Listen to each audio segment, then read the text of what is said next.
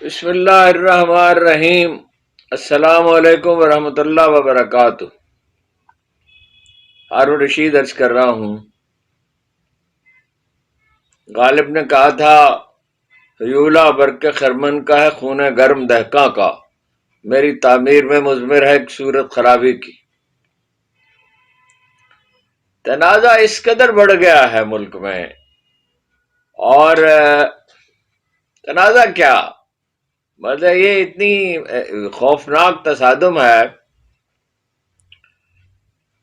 گہری ایک مایوسی ہے لوگوں میں۔ کوئی شخص ایسا نہیں ملتا جو شدید مایوسی کا اور بے یقینی کا شکار نہ ہو۔ سب لوگ دیکھ رہے ہیں کہ ملک انارکی کی طرف بڑھ رہا ہے۔ کوئی ایک فریق بھی ایسا نہیں ہے جو مسئلے کا کوئی حل پیش کرتا ہو۔ جو چند ایک شرفاء جنہوں نے کوشش شروع کی تھی،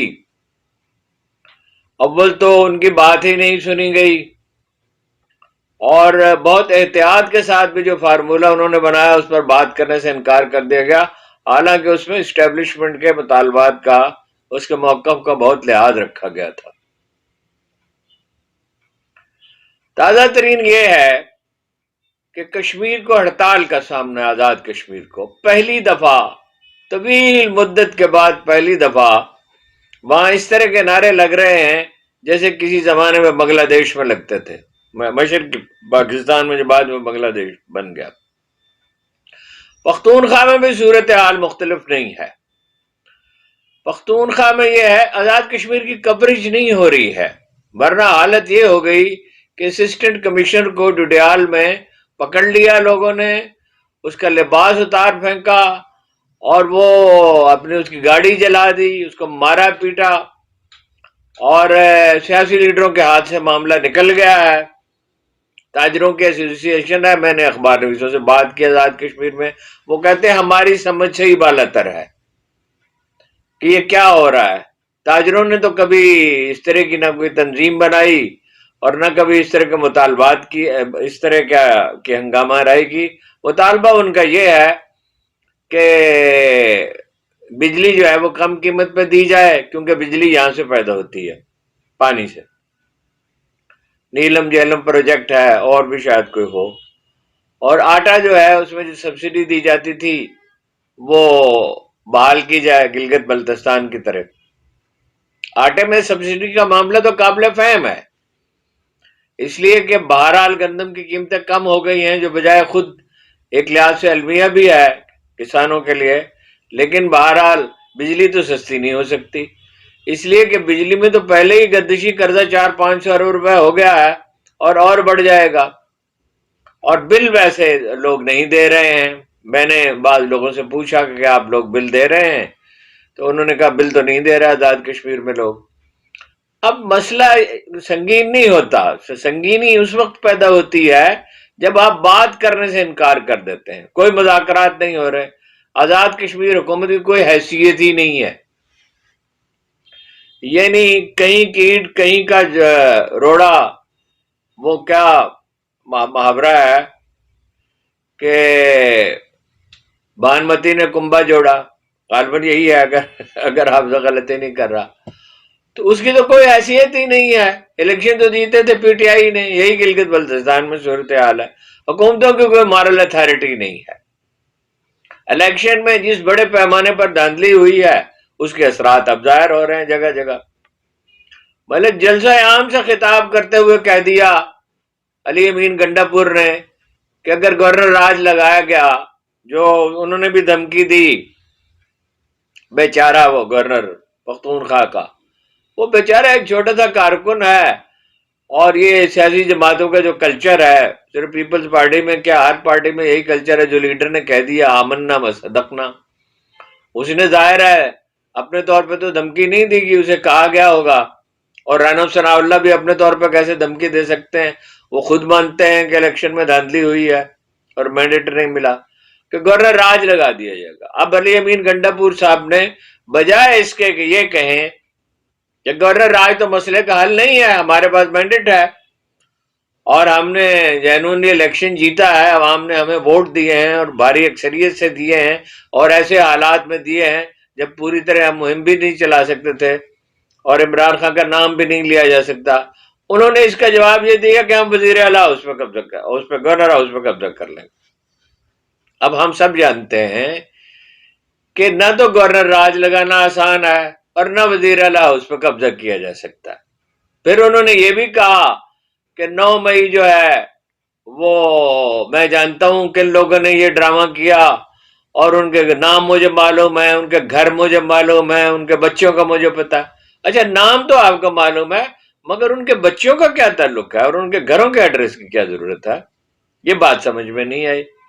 پھر یہ کہا کہ پرویز خٹک صاحب نے مجھ سے کہا تھا کہ جنرل باجوہ نے کہا کہ 6 ماہ کی توسیع دے دی جائے، ورنہ تو اگر دے دی جائے مجھے تو میں تحریک عدم اعتماد واپس لے لوں گا، میں واپس لے لوں گا، یعنی میری ہے تحریک عدم اعتماد، اور ورنہ ظاہر ہے واپس نہیں لی جائے گی۔ اس پہ انہوں نے یہ بھی کہا کہ میں قرآن اٹھانے کے لیے تیار، قرآن پہ حلف دینے کے لیے تیار ہوں، خانہ کعبہ۔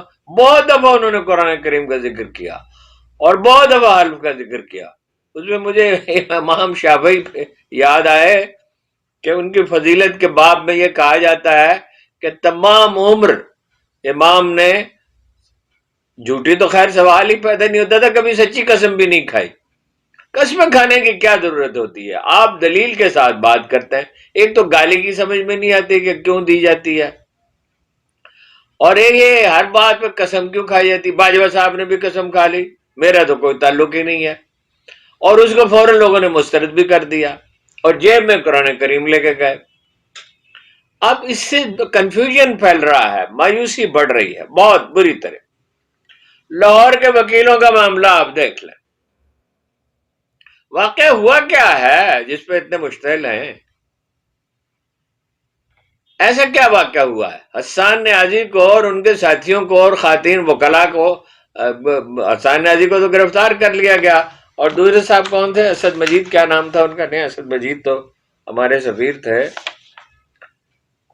حیدر مجید، اور خواتین وکلاء کو ہراساں کیا گیا اور کئی دفعہ تصادم کی نوبت آئی۔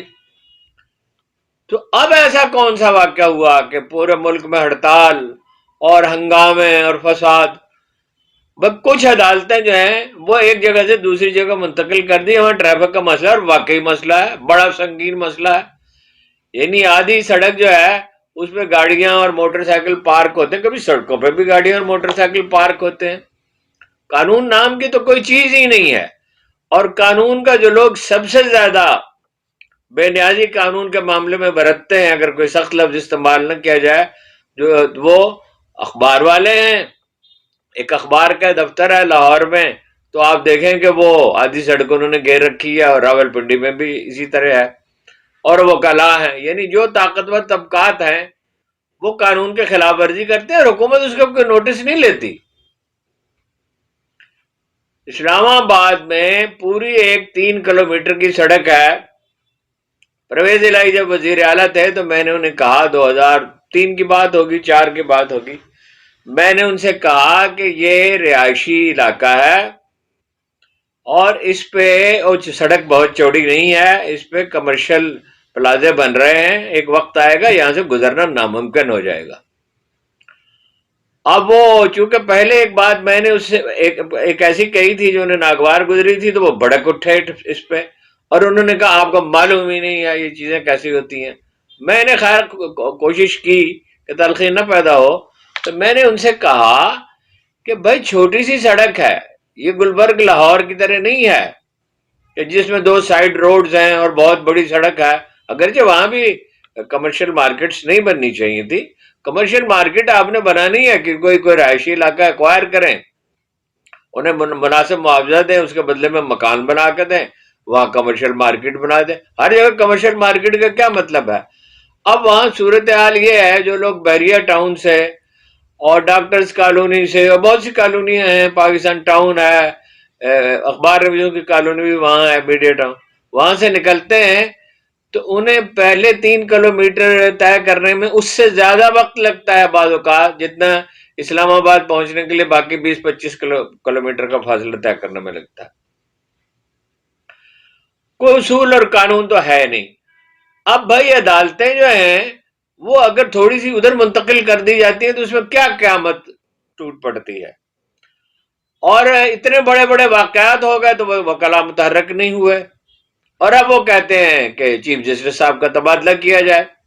اور بعض نے تو یہ دعویٰ کیا chief justice Lahore high court کا، اور بعض نے تو یہ دعویٰ کیا کہ چیف جسٹس سے بات ہوگی، چیف جسٹس آف پاکستان قاضی عیسیٰ صاحب سے، جس طرح پہلے ایک چیف جسٹس کا تبادلہ ہوا تھا، انہیں سپریم کورٹ لے جایا گیا تھا، انہیں بھی لے جایا جائے گا.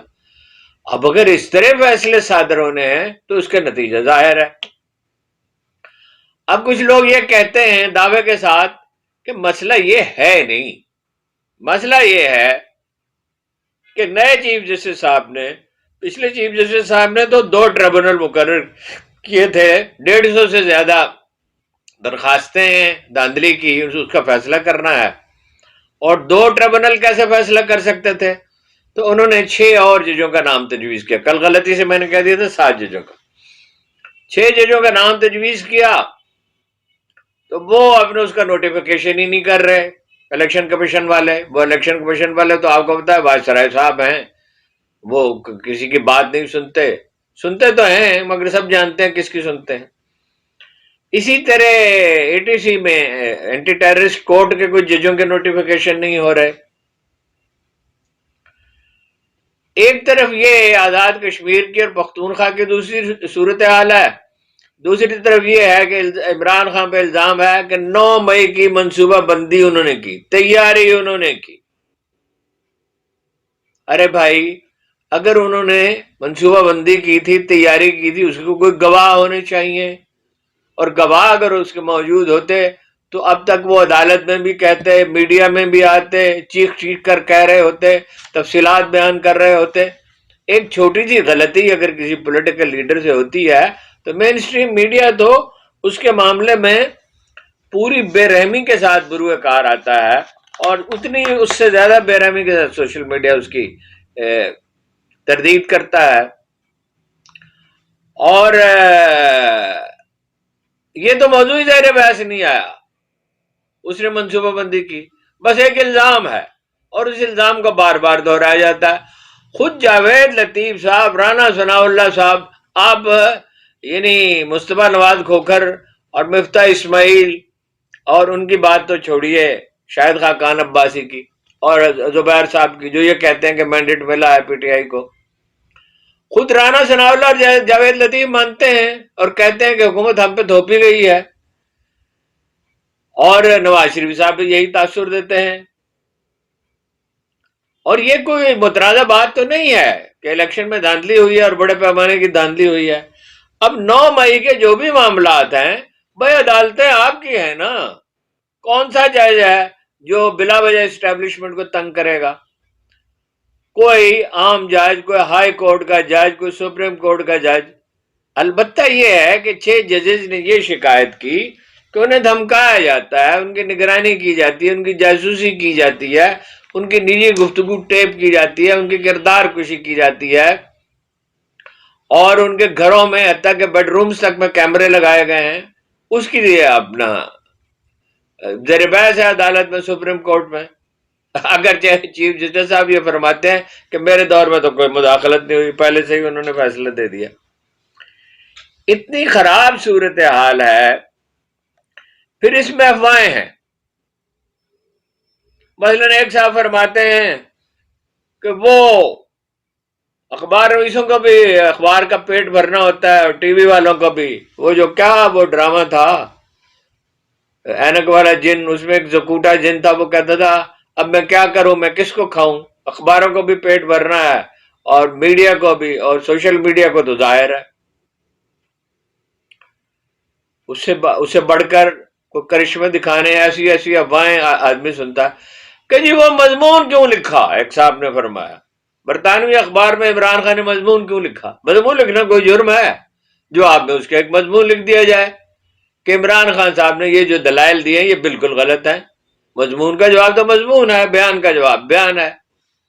تو وہ چونکہ انہوں نے لکھا ہے اس لیے انہیں کو چل کر رکھ دیا جائے گا، اور اسٹیبلشمنٹ ان سے بات نہیں کرے گی. بات نہیں کرے گی تو جمہوریت کیا ہے، اور ملک چلے گا کیسے؟ اور یہی ہنگامہ رہی اگر جاری رہے گی تو کاروبار تو پہلے ہی ٹھپ ہے اور منی لانڈرنگ اور بڑھ جائے گی، مزید ٹھپ ہو جائیں گے، مزید بے روزگاری ہوگی، مزید مہنگائی ہوگی۔ فارن انویسٹمنٹ جس کے لیے آپ مرے جا رہے ہیں اس کا کوئی سوال ہی پیدا نہیں ہوتا ان حالات میں، ہوئی بھی نہیں ہے۔ کوئی ایک سال گزرنے کو آیا یا اس سے کچھ کم عرصہ ہوا ہے، وہ جو اسپیشل جو خصوصی ادارہ بنا ہے SIFC، تو کتنی سرمایہ کاری ہوئی ہے، باقی کاروبار بھی ٹھپ ہو جائے گا جب بات نہیں کی جائے گی۔ اور بات کرنے والے لوگ ایسے تھے جن کا کوئی مفاد نہیں تھا، جن کی کسی پہ انگلی نہیں اٹھائی جا سکتی۔ مشاہد حسین صاحب نے بار بار کہا اور لوگوں نے کہا، اب اگر تو PTI والے کہہ رہے ہوتے تو یہ کہا جا سکتا تھا کہ ایک فریق کا موقف ہے، لیکن خود مسلم لیگ کے اندر سے کتنی طاقتور آوازیں اٹھ رہی ہیں اور کتنی مستقل مزاجی سے اٹھ رہی ہیں۔ شاید خاقان عباسی کو کوئی دشمنی ہے نواز شریف صاحب سے یا شہباز شریف سے، ان کے تو نہایت اچھے تعلقات رہے ہیں، اب بھی اچھے ہیں۔ مفتاح اسماعیل کو کوئی دشمنی ہے؟ مفتاح اسماعیل تو تنقید کرتے ہیں عمران خان پہ زیادہ، اور شاید خاقان عباسی بھی، اور وہ ظاہر زیر اعتاب رہے ہیں ان کے دور میں۔ اور سینیٹر تو مشاہد حسین صاحب کو نواز شریف صاحب نے بنایا تھا۔ آخر وہ کیا وجہ ہے، کس لیے وہ کہہ رہے ہیں؟ اور پھر آدمی کا ریکارڈ دیکھنا ہوتا ہے، اس کا ماضی کیا ہے۔ آپ مشاہد حسین صاحب کے بارے میں کیسے یہ کہہ سکتے ہیں؟ یعنی اور نعیم الرحمان صاحب جو ہیں جماعت اسلامی کے نئے امیر، ان کا کیا انٹرسٹ ہے جی؟ ہمارے فواد چودھری صاحب کہتے ہیں کہ عوامی تحریک اٹھے گی اور اس میں جماعت اسلامی اور مولانا فضل الرحمان شامل ہو جائیں گے، اور وہ اتنی طاقتور ہوگی کہ خود لیڈر بھی چاہیں گے تو اسے روک نہیں سکیں گے۔ اور معاملہ یہ ہے کہ جماعت اسلامی کے اور عمران خان کے درمیان اعتماد کا فقدان ہے، اور جب تک عمران خان، میں معلومات کی بنیاد پر کہہ رہا ہوں، ذاتی طور پر یقین دہانیاں نہ کرائیں، اور جو کا ظاہر ہے کافی مشکل ہے، اگرچہ بالباسط طور پہ ہو تو سکتا ہے، تو جماعت اسلامی کسی اتحاد میں شامل نہیں ہوگی۔ ان کے موقف کی حمایت وہ کر سکتی ہے، اب بھی کر رہی ہے، اگرچہ کوئی پورے جوش و جذبے سے نہیں کر رہی، وہ تو اعتماد ہو، کمیونیکیشن ہو تبھی ہو سکتا ہے۔ مولانا فضل الرحمان نے ایک عجیب و غریب مطالبہ کر دیا، یعنی ایک طرف تو انہوں نے یہ کہا کہ جناب اگر PTI نے الیکشن جو ہے وہ جیتا ہے تو اس کا مطلب ہے 9 مئی کا وہ جو بیانیہ تھا وہ عوام نے مسترد کر دیا ہے۔ کم سے کم پختونخوا کے بارے میں تو خود یعنی اسٹیبلشمنٹ بھی اور حکومت بھی تسلیم کرتی ہے کہ انہوں نے جیتا ہے، لیکن ساتھ ہی وہ یہ کہتے ہیں کہ جو قبائلی اضلاع ہیں وہ بہت تفصیل کے ساتھ اپنا مقدمہ انہوں نے پیش کیا ایک جلسہ عام میں۔ قبائلی اضلاع جو ہیں وہ دوبارہ ان کو جو مدغم کیے گئے ہیں وہ ترمیم واپس لے کر ان کو دوبارہ قبائلی علاقے قرار دیا جائے۔ اب مجھے اس پہ ایک واقعہ یاد آیا، جناب بھائیوں سے میں نے پوچھا کہ فلاں صاحب اور فلاں صاحب اور فلاں صاحب جو ہیں وہ قبائلی علاقوں کو مدغم کرنے کی مخالفت کیوں کر رہے ہیں؟ اس میں تو تقریباً اتفاق رائے پایا جاتا ہے۔ انہوں نے کہا جی پیسے لیے ہیں افغانستان سے۔ میں نے کہا افغانستان والوں کے پاس اتنے پیسے کہاں سے آئے؟ انہوں نے کہا جہاں سے بھی آئے کسی اور نے دیے ہوں گے۔ اچھا یہ بدگمانی کی صورتحال ہے۔ اچھا اب مولانا فضل الرحمان کے اس مطالبے پہ تو میں حیرت زدہ ہی رہ گیا، یعنی جس پہ اکثریت اس کے حق میں ہے، یعنی اکثریت جو جس طرح نظام وہاں چل رہا ہے، فنڈز نہیں دیے جا رہے، ترقیاتی کام نہیں ہو رہے جیسے کہ ہونے چاہیے، وسائل ہی نہیں ہیں، باقی ملک کے لیے نہیں ہے، لیکن اسے ترجیحاً وہاں کرنا چاہیے تھا جیسے مشرقی جرمنی میں مغربی جرمنی نے کیا تھا، ظاہر ہے۔ تو وہ تو سمجھ میں آتا ہے کہ انہیں لوگوں کو انصاف ملنا چاہیے، سب لوگوں کو ملنا چاہیے، اور وہاں زیادہ پسماندگی ہے، صنعت نہیں ہے، روزگار کے مواقع نہیں ہیں، اور جتنا زیادہ وہاں روزگار کے مواقع، آخری جو بڑا کام ہوا تھا وہ جنرل کیننگ کے دور میں ہوا تھا کہ 700 کلومیٹر کی سڑک بنی تھی، اور اس میں بھی یہ فارمولہ طے پایا تھا کہ جو لیبر ہوگی، یہ 2 سال اس کو سڑک کو بننے میں لگے، 700 کلومیٹر کی سڑک بنی تھی جس کے لیے $200 ملین امریکہ نے فراہم کیے تھے بطور امداد کے، قرض نہیں تھا وہ، یعنی جتنے پیسوں $800 ملین سے بنائی 6 لین کی سڑک نواز شریف صاحب نے 1990 سے 1992 تک، 92-93 تک، اور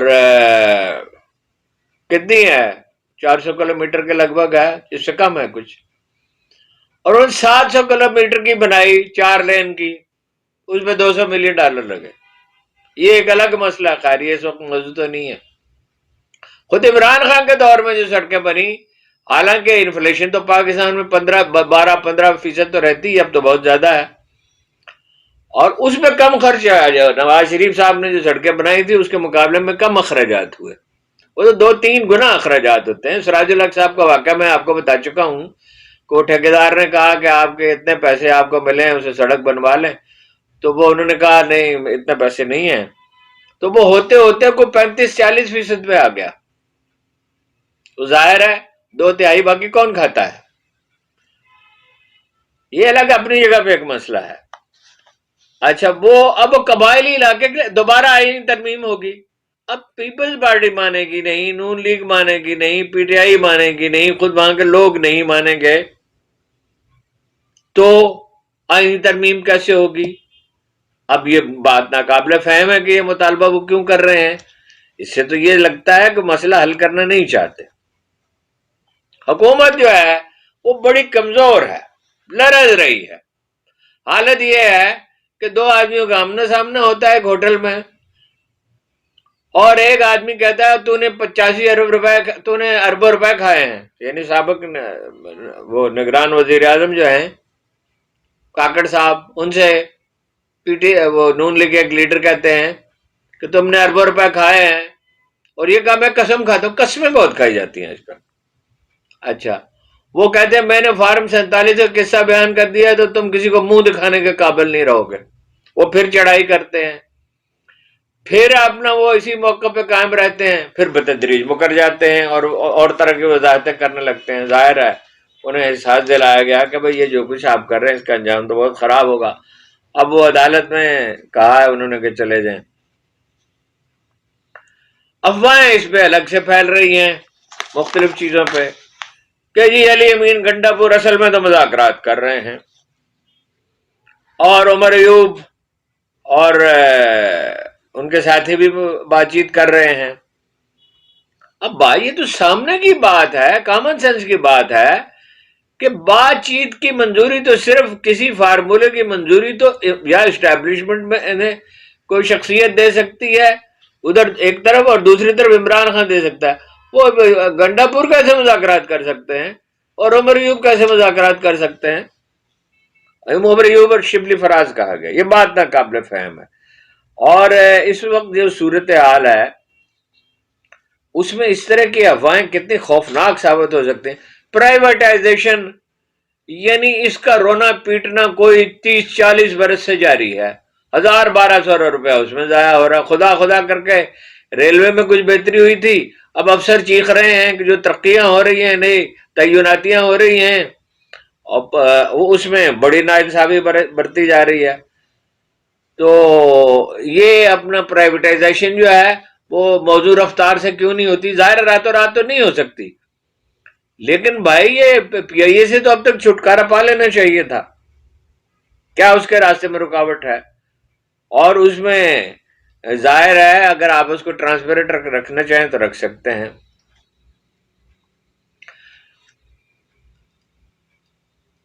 زرعی ٹیکس نہیں ہے، اب وہ زرعی ٹیکس کی مخالفت میں عجیب و غریب دلائل دیے جاتے ہیں کہ جی وہ آبیانہ ہے اور فلاں ٹیکس ہے اور فلاں ٹیکس ہے اور کھاد مہنگی۔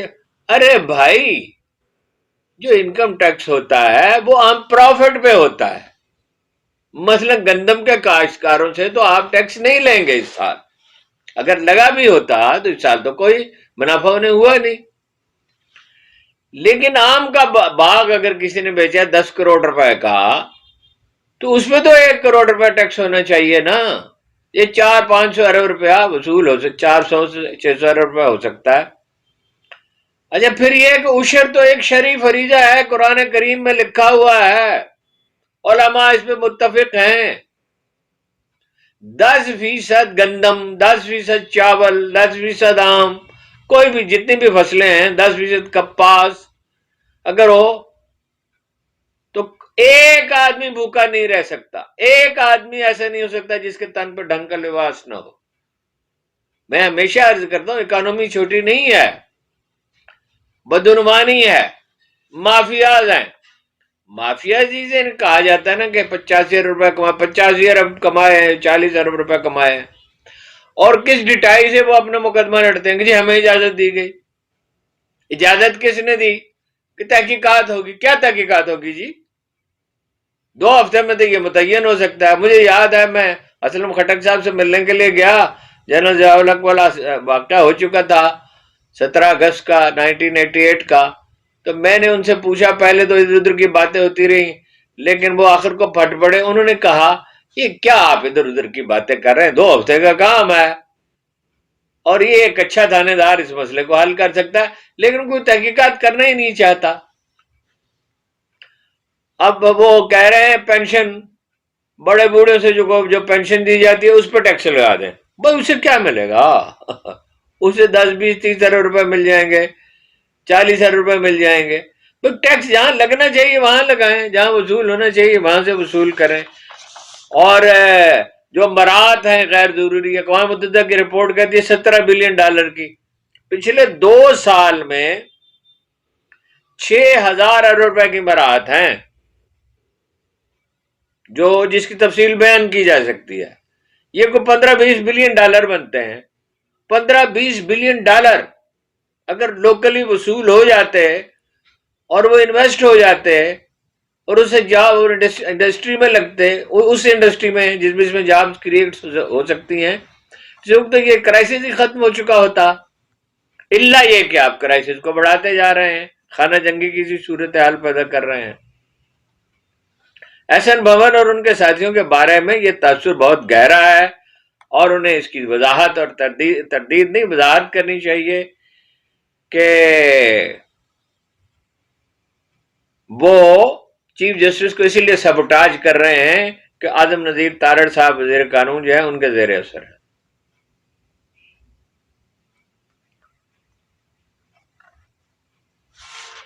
کشمیر میں صورتحال بہت خراب ہے، دوبارہ میں کہتا ہوں، اور یہ جو میڈیا پر پابندی ہے 1971 جیسے سانے اسی وجہ سے ہوتے ہیں۔ مجھے اچھی طرح سے یاد ہے اس وقت آخری دن تک یہ تاثر دیا جا رہا تھا کہ حالات قابو میں ہیں اور ٹھیک ہو جائے گا۔ چلیے اس وقت تو یحییٰ خان تھے اور وہ پورا ٹولہ تھا، ایک مدہوش ٹولہ تھا جن کے ہوش و حواس قائم نہیں تھے۔ اب تو کوئی یحییٰ خان نہیں ہے، مگر کام تو وہی ہو رہا ہے۔ وہ ایک دفعہ ایک اخبار نویس نے کہا تھا جنرل ضیاء الحق سے کہ جو کام ضیاء الحق نے یحییٰ خان نے اپنے دھت ہو کے کیا، آپ نماز پڑھ کے وہی کام کر رہے ہیں، یعنی پابندیاں لگا رہے ہیں، بات کرنے کا موقع نہیں دیتے، سنسر لگا رہے ہیں، وغیرہ وغیرہ۔ تو یہ پنپنے کی اور زندہ رہنے کی باتیں نہیں ہیں۔ اتنی ریجیڈیٹی کے ساتھ تاریخ ہمیں یہی بتاتی ہے، اتنی ریجیڈیٹی کے ساتھ اور اتنے سخت موقف کے ساتھ یحییٰ خان اور شیخ مجیب الرحمان جن کے پاس 12 اکثریت تھی، اور بھٹو کی حوث اقتدار نے، بھٹو کا کوئی حق نہیں تھا کہ وہ شیخ مجیب الرحمان سے کہتے کہ مرکز میں ہمیں حصہ دیں، کوئی حق نہیں تھا، اور ملک توڑنے میں ان کا کردار تھا، ان کو ایک ہیرو کے طور پہ پیش کیا جاتا ہے، کوئی ہیرو وہ نہیں تھے۔ ہر شخص جانتا ہے جو ٹھنڈے دل سے سوچتا ہے دڑے بندی کی نفسیات دوسری، اور یحییٰ خان کا تو سرے سے ہی کوئی حق نہیں تھا۔ بھٹو کے پاس تو 2 صوبوں کی نمائندگی تھی نا، وہ تو کم از کم 6 نکات میں بات کر سکتے تھے، اقتدار میں حصہ نہیں مانگ سکتے تھے۔ تو یحییٰ خان کس برتبے پہ اقتدار میں حصہ مانگ رہے تھے؟ اگر وہی سب کچھ کرنا ہے تو اس کا نتیجہ وہی ہوگا۔ آئنسٹائن نے کہا تھا کہ اگر وہی عوامل ہیں کسی تجربے میں وہی چیزیں آپ برت رہے ہیں، وہی کیمیکل برت رہے ہیں، اس کا ایک دفعہ تجربہ کر کے جو نتیجہ نکلا 1000 دفعہ تجربہ کرنے سے بھی وہی نتیجہ نکلے گا۔ تو یہ گزارش ہی کی جا سکتی ہے کہ حضور کوئی ہوش کے ناخن لیں، اور سبھی سے کوئی آدمی جو ہے وہ کوئی دلیل سننے کے لیے تیار نہیں ہے۔ یہ نہیں پی ٹی آئی کے ساتھ جاتی تو بہت بڑی ہوئی ہے، اس پہ تو دو آراء نہیں ہے، سوائے ان لوگوں کے جو کرائے کے کارندے ہیں یا ڈٹائی ہے جن میں، یا بغض و عناد ہے، سب لوگ مانتے ہیں، 99% لوگ تو مانتے ہیں میرے خیال میں، یہ کم از کم چلیے 80% مانتے ہیں کہ دھاندلی ہوئی ہے۔ لیکن علی امین گنڈا پور کو کیا ہوا ہے؟ وہ کیا زبان استعمال کر رہے ہیں؟ یہی بات اپنے سارے دلائل وہ سلیقے سے کیوں پیش نہیں کر سکتے؟ کوئی انہیں منع کیوں نہیں کرتا اس بات سے؟ بس سب لوگ اگر آگ پر تیل چھڑکتے رہیں گے تو آگ بجھے گی کیسی؟ ضرورت تو آگ بجھانے کی ہے۔ کتنے ہمارے سامنے یہ پچھلے کچھ عرصے کے واقعات ہیں، 9/11 کے بعد کوئی واقعہ تو نہیں ہوا امریکہ میں، اور برطانیہ میں بھی ایک واقعہ ہوا، اسپین میں بھی ایک واقعہ ہوا۔ ہارلم ہمارے سامنے ہے، ہارلم کی تاریخ 2011 میں لندن میں جو فسادات ہوئے اس کا علاج کر لیا گیا تھا نا چند دن میں، راتوں کو جاگ جاگ کر عدالتوں نے فیصلہ کر دیا۔ عدالت اصل چیز ہے، عدالت اگر مستحکم ہو اور آزادی اظہار ظاہر ہے قانون کی پابندی کے ساتھ، سنسنی پھیلانے کے لیے نہیں۔ بھائی یہی گزارشات تھی، اور یہ بات کبھی دوسرے پیرائے میں روز ہم دہراتے ہیں، لیکن اگر ایسا نہیں ہوگا تو سانحہ ہوگا۔ ہو سکتا ہے کہ اس کے نتیجے میں کوئی بہتری ہو جائے، لیکن جب لوگ فساد پہ آمادہ ہوں تو بہتری کا امکان کم ہوتا ہے۔ ہوش کے ناخن لیں، کوئی نہ کوئی حادثہ ہو جائے گا، اور خدا کرے کہ میرا اندازہ غلط ہو، لیکن اس طرح نہیں ہوتا کہ سب لوگ جو ہیں وہ خنجر تانے کھڑے ہوں اور آپ یہ سمجھیں کہ اس سے کوئی بہتری کی صورت پیدا ہوگی، تو نہیں ہوگی۔ خدا کے لیے غور کریں۔ وہ نوابزادہ نصر اللہ خان صاحب کہا کرتے تھے سم ون شوڈ کرائی ہارٹ، انگریزی کا محاورہ ہے کہ کسی نہ کسی کو چیخ کر کہنا چاہیے کہ خدا کے لیے رک جاؤ، خدا کے لیے رک جاؤ۔ آپ کا بہت بہت شکریہ۔